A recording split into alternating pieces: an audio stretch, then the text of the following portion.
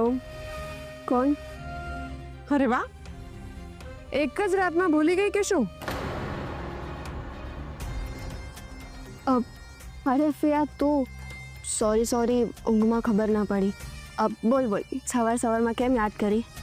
આટલું બધું થયું અને તને ઊંઘ કેવી રીતે આવે છે? હા ફિયા, ઘરે આવતા લેટ થઈ ગયું હતું અને આવ્યા પછી મને ઊંઘ જ ના આવી. સતત મને પેલી રાધાના વિચારો આવ્યા કરતા હતા.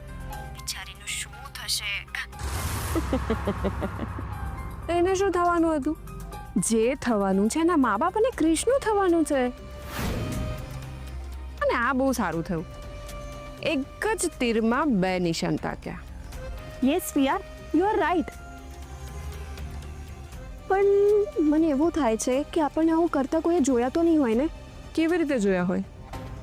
તારા પૈસા અને મારી બુદ્ધિ બંનેનો ઉપયોગ કર્યો છે આપણે.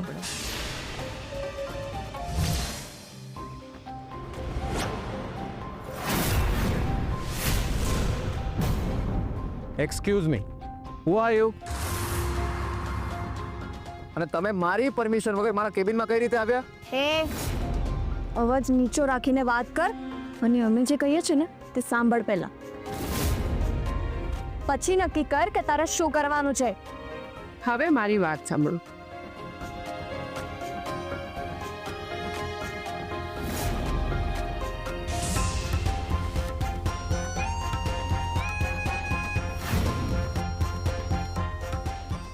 સમજાઈ ગયું?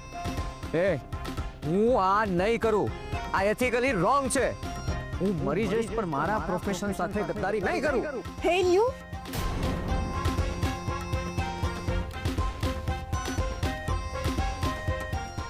એક મિનિટ.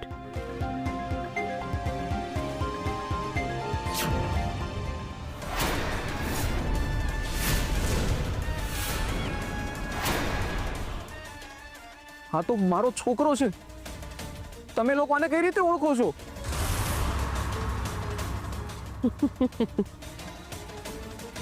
તમારો આ દીકરો અમારી પાસે છે.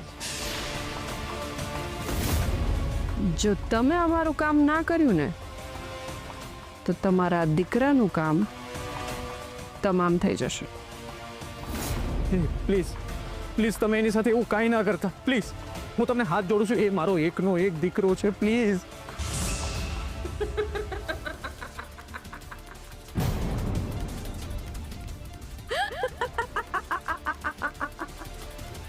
અમે પણ તમને એક જ કામ કરવાનું કહીએ છીએ અને એમાં પણ તમારે કશું જ નથી કરવાનું. જે કરીશું એ અમે કરીશું. હવે બોલો.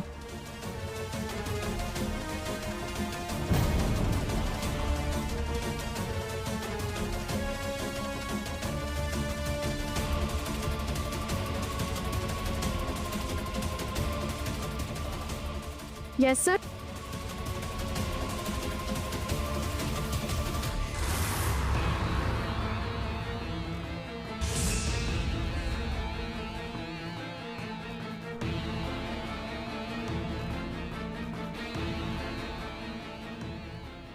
ગુડ.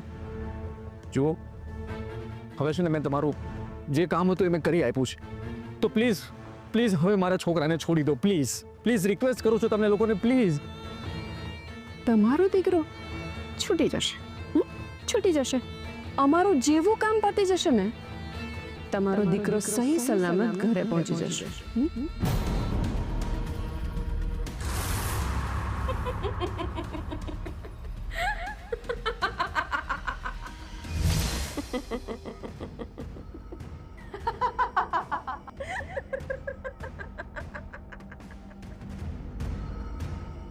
તું પણ કમાલની છે ફિયા.